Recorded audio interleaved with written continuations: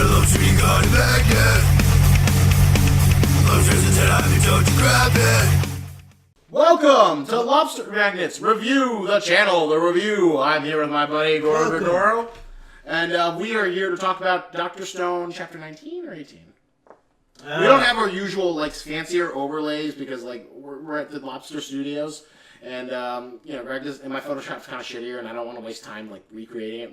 We'll get better ones later 18. on. Chapter 18. Chapter 18 of Dr. Stone. So, what do you think of this chapter, Greg? Was it 18? Let me check. I feel like it was 19. I feel like last week was 18. Oh, yeah, 19. Okay, so My bad. 19. So, Greg, what do you think? I enjoyed this chapter a lot. Yeah, it was definitely like a much better chapter than what we've been seeing. Like, it's what this series needs to be versus like the stupid shit we've been getting with like the battle with Tsuka or whatever. Primate guy. A little bit. I'm just gonna like scoot in a bit so I not completely cut off. All right. Yes. This chapter was really good. I like the camaraderie that's building up between Chrome and Senku. I like the relationships that are building up between Kohaku's and all the other people that they just met. And we get to finally meet Kohaku's sister, who has waifuitis. Yeah, the incredible disease of waifuitis. Like, on one hand, like, I love the scene with, like, Senku tells Chrome about, like, the technological past and his mind is completely blown. It's like, this is the wonder of human technology and what we've achieved. And he's like, it's a great page. It's a great splash page. We've got it, like, in this image that we're, like, talking about. And, I fucking love it. This is what Dr. Stone should be. The wonders of technology. And, like, I love it when they're talking about the rocks and whatnot. I'm not a fan of Kohaku, whatever her name is, sister, who's like, has this stupid Riri, and she's got these stupid, like, sexy leggings, which, like, why do you have that in the Stone Age? Why do you have this, like, Chanel dress that looks like, couture, and what is her fucking disease? Waifuitis? Oh my god, she's got the biggest fucking, dinner plate animu eyes ever. She's got, nice big fat boobies. She's got the, like, legs for days. And she's just incredibly debilitated by, it's a disease. And I fucking hate that. There's no trope I hate more than shonen anime where it's like, oh no, he has an incurable disease. He can't do anything except for a disease. Like, be more specific. Like, you remember Kimimaro when he had an incurable disease and we just called it cancer to try and get around it? It's the laziest fucking thing you can do. I accepted it with Naruto because Naruto had far more goodwill with me personally. But Dr. Stone hasn't quite earned that, and Dr. Stone is basically a world that's dependent upon real world science. Are you saying that was like a significant problem with you with this chapter? It's definitely I like this chapter. It annoyed me not enough to mark it down as far as I marked like that episode of not Promised Neverland, but My Hero Academia. But definitely this was like a 9, and kind of brought it down to like more of an 8 for me because it's stupid. I hope she gets a real world illness that Seku can diagnose with his science powers because he went to study Ebola in fucking Africa, so he should be able to figure out what the fuck her waifuitis is. And did he actually say he studied Ebola? Yes, there's a fucking early chapter 2 or 3. He says I was in Africa studying Ebola. Oh, I don't remember that. I don't have the patience to look it up, but it happened. I bet you $100 that happened. All right, I believe it. I was just kind of mock complaining about the waifuitis thing. I mean, it's just funny to me that that's it's an anime trope that happens over and over again. It's a lazy shonen writing trope. Yeah. Oh my god, he has an incurable disease. I don't know what it is, but it's a disease. And they look perfectly fine and healthy, drawn like any other anime character. They don't look sickly at all.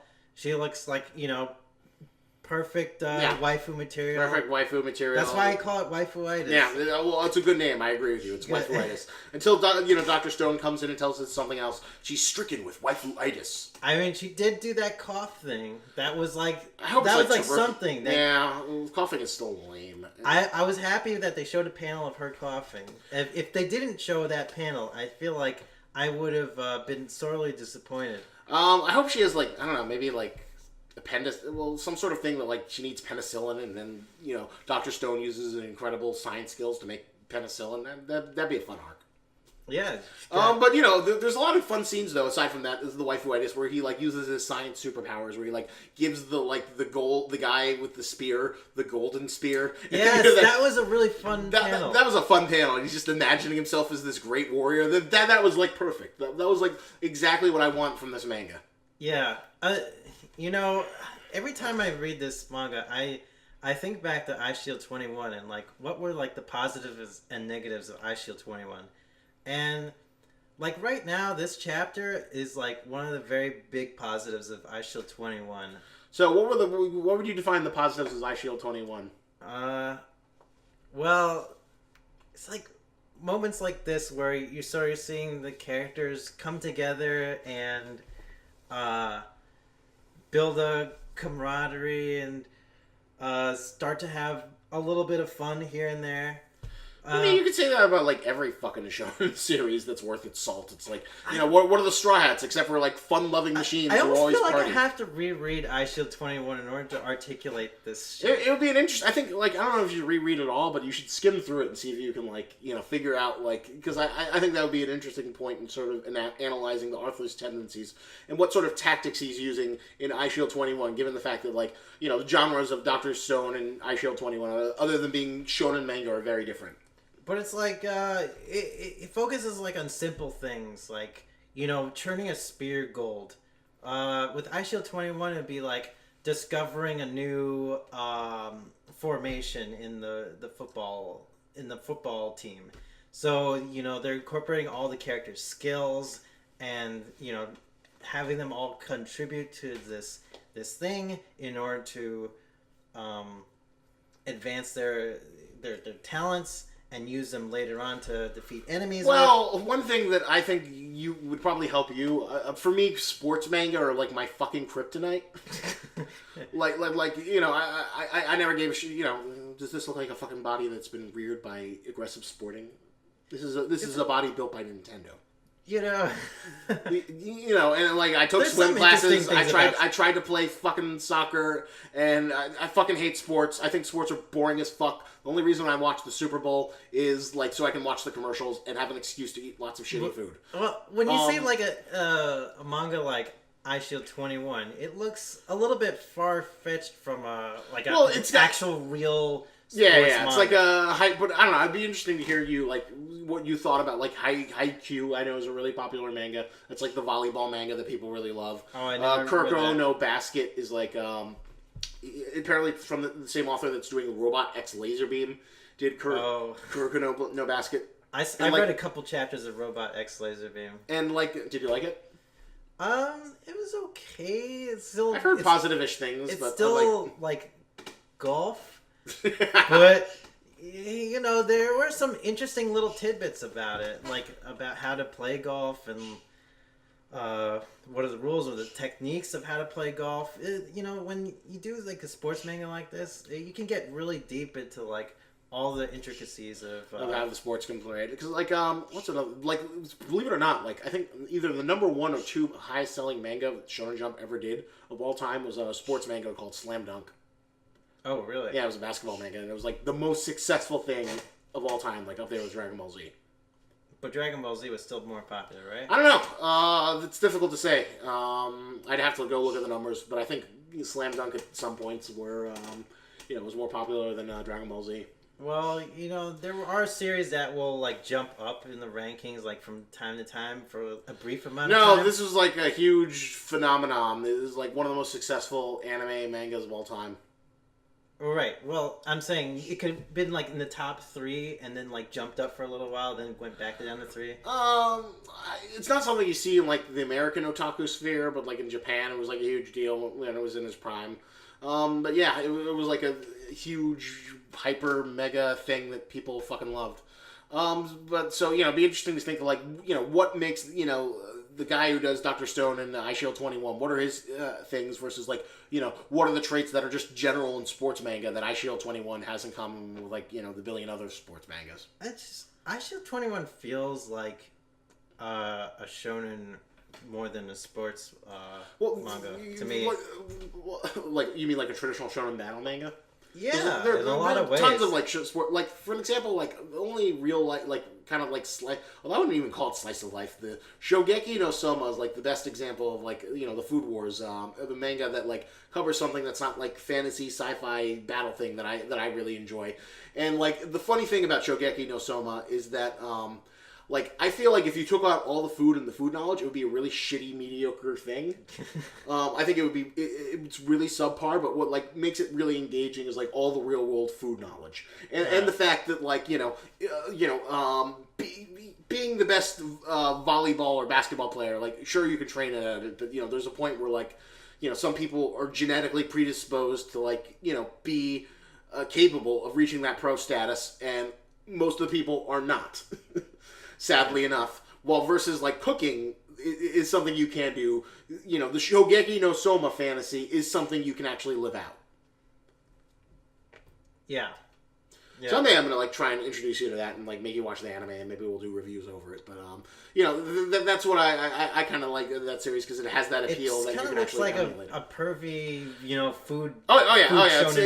It's over the top. It's completely over the top with the food battles and all the pervy scenes and the food analogies and the oh my god it's so ravaging, I'm having a food orgasm, and it borders on tasteless. But then it kind of like in the better scenes it becomes so ingrained in the series DNA it becomes like Kill la Kill, which is very fan servicey, but because it's like very aware of its fan servicey, it doesn't feel as like creepy as other series do. Because it's like it's very upfront about what it is and it doesn't apologize for it. Okay. Which there's a really good video I'll have to show you about sometime. But like a lot of like anime YouTubers have been talking about like what is good for fan service versus what is bad fan service. And I think I showed you that video where they talked about like it's like oh you're getting shitty porn in my mediocre action adventure show versus like something where like the porn this fan service is kind of like integrated in the narrative, which makes it a little bit more engaging. Oh, so probably an example of that would be something like Queensblade. Maybe. Well, Queensblade is like just a shitty like thing that's like supposed to sell like vinyl figures and shit. Okay. It's never going to be any good. All right. It's never going to be any good. Well, like whatchamacallit, Kill la Kill, where they they're wearing skimpy outfits, but it like gives them their power, and there's lots of like subtext about like accepting yourself and whatnot, and there are dozens of people who like kind of delved into it, and because it's like unabashedly unashamed about having the people in the sexy outfits and the battle between nudists and people with clothing and just going 110% for these like really, really stupid ideas. Like the lore in Kill la Kill is aggressively stupid and dumb, and it knows it's dumb, but it doesn't care, and it just keeps going forward. Okay. It's just like how in Gurren Lagann, nobody gives a shit about like the gobbly-gook, other than like, we have more fighting spirit, it's working now. I think we got a little bit off off track. We definitely got a lot off track. Let's try and bring in Dr. Stone and wrap this up. But this is definitely a good chapter. Did we rate it yet? No. This was an 8 for me. I enjoyed it. This is a 9, and I'm gonna say this was better than the Promised Neverland chapter. I know it's blasphemy. Dr. Stone is one of my chosen babies, but like I think Promised Neverland is always like 2 or 3 grades above Dr. Stone in quality in writing. Yeah, it usually is, but the info dump that we got recently, for Promised Neverland, it felt like, where's the story going to go from here? It doesn't feel like there's going to be like a big struggle. There's still lots of operations and struggle. I mean, I get the sense that like between the humans and the demons, I mean, like they're just at peace. They're just kind of chilling on both sides. It's like nothing's really happening. Well, yeah, I definitely don't like the fact that it's like they kind of got rid of the struggle element in terms of the all humans, this big hype and reveal for like the guy Sunju, the demon, saying like nothing's going on. They're playing with subverting your expectations, How Greg. many chapters? 47 for this hype. For this like major. Hey, we waited 300 chapters for the tomato box. We waited 300 chapters for fucking. That was a big moment. But this is like he's literally just like nothing's going on. Everything is normal. This is how it's been the whole time. We've just been separated. by some. I will say that reveal does lack a sense of urgency, but hey, you got like cool scenes of like humans battling demons, since apparently they exist since ancient It was times. just so boring. and now Ray and like Emma have like such a ray of sunshine of hope. Because they know that there's a promised Neverland beyond the demon world where they can go live. Yeah, I just feel like it's a little bit too happy at the moment. Just there's not enough conflict between demons and humans. I imagine there would have been more. Well, we'll have to wait and see. It's not a terrible reveal. It's not as stupid as like, God, did I ever tell you about the reveal in the Claymore manga? That was so stupid that I stopped reading the series. No, well, you can explain it to me later. That's like, I feel like we're getting so off track. Yeah. Well, Claymore's like not even worth talking about. Oh, Claymore's such a shitty series. Like, I drop manga very rarely. Like, believe it or not, I like fucking have managed to read Fairy Tail until its end. Oh, and Fairy Tail ended? Yeah, well, it's gonna end next week. It's next week is the last chapter. Wow. And like, God, I've been following it for such a long time, just because it was like, okay, this is kind of like a poor man's version of One Piece. It's there. I'll fucking. You know, I felt like iShield 21 was starting to deteriorate towards the end as well, and it kind of had a really mediocre ending as well. I think I saw the last chapter. Doesn't he like go to Duke State or something? He goes to America, like the main kid with the super legs. They do face against an American football team towards the end, and I think the Americans win.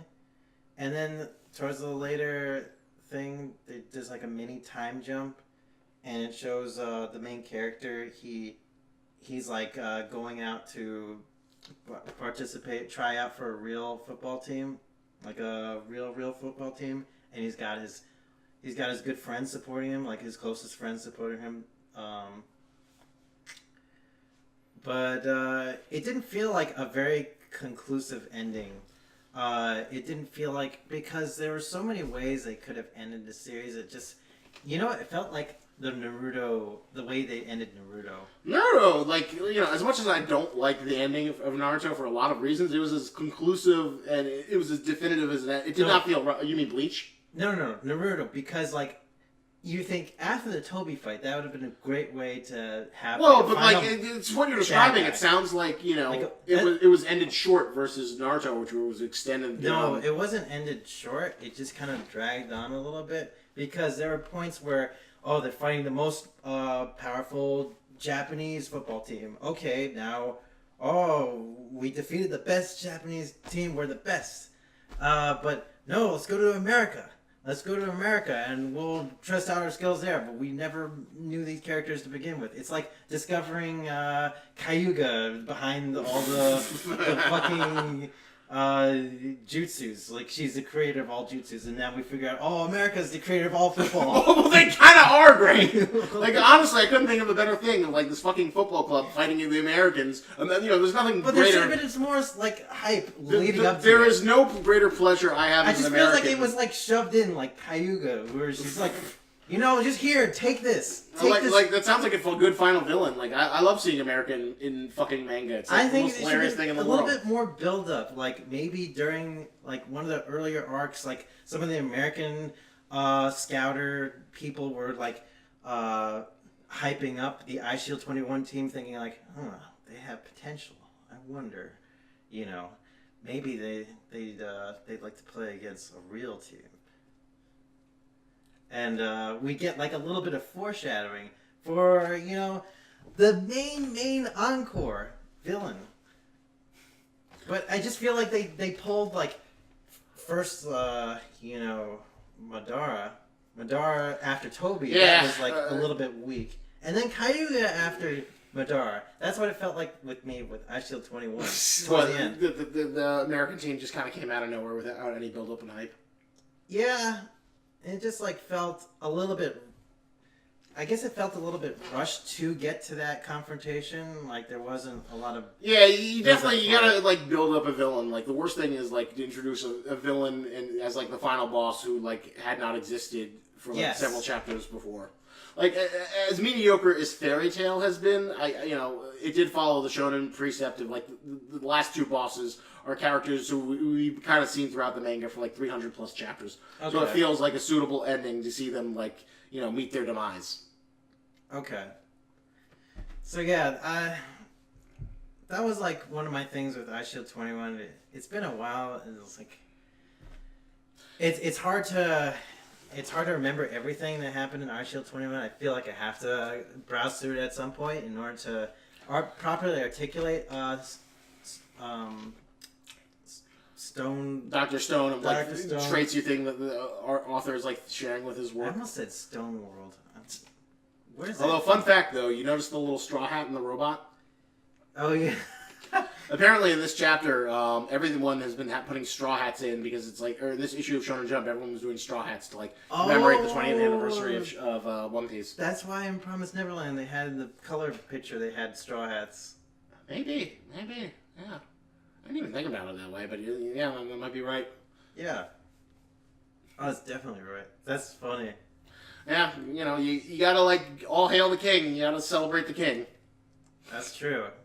Commemorate one of the best manga of all time. Hell yeah. All right, so we've definitely been talking about this for a long time. I'm gonna sell a science kit, or like a science kit. Yeah. Didn't you already sell a science kit? No, I sold a chemistry kit, and now I'm gonna sell like a build your own robot kit. Build your own robot kit. I'm gonna find a robot kit for like children, and then you can like pursue STEM career and be like Seku and use the power of science. Yeah, I feel like the series is gonna encourage someone to become like a scientist superhero. Better than Bill Nye with his, god awful sex junk song. Sex junk song. Did I ever show you that, Greg? Yes, you did. Yeah. Oh god, that was so cringeworthy. That was so cringy. And like people wonder why we have Donald Trump, and so you sort of look at that and it's like, that's why we get Donald Trump as president. Oh god! Don't even say that.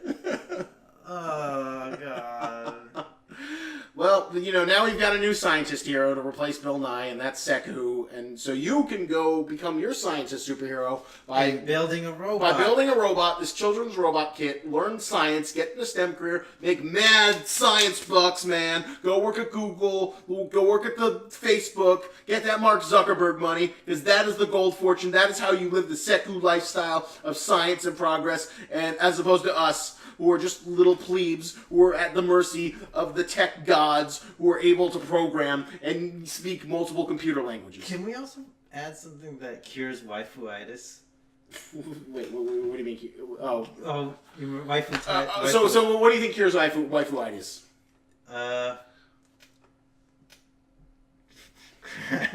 There is no cure for waifuitis except for Deus Ex Machina. So we could sell Deus Ex the game. Deus Ex the game! Okay. To celebrate Deus Ex Machina, which is always the story device that's used to cure waifuitis, by playing Deus Ex the game! Yeah! The original classic from Warren Spector. Buy it. It's good. People love Deus Ex. So, build a robot, Deus Ex, to, cure your waifu sickness, and, yeah. So thank you for watching. It's been a pleasure. Thank you for the long comments. It's really nice to see comments on the video blogs.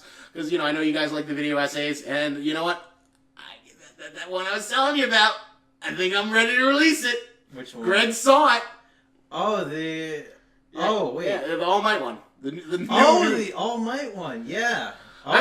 That's great. It's pretty much done. I gave the cat a few other days to do the artwork on it, but I'm impatient. The people are impatient. They want shit. I want to give them shit. So after the latest round of reviews is all up, I'll probably throw that up there.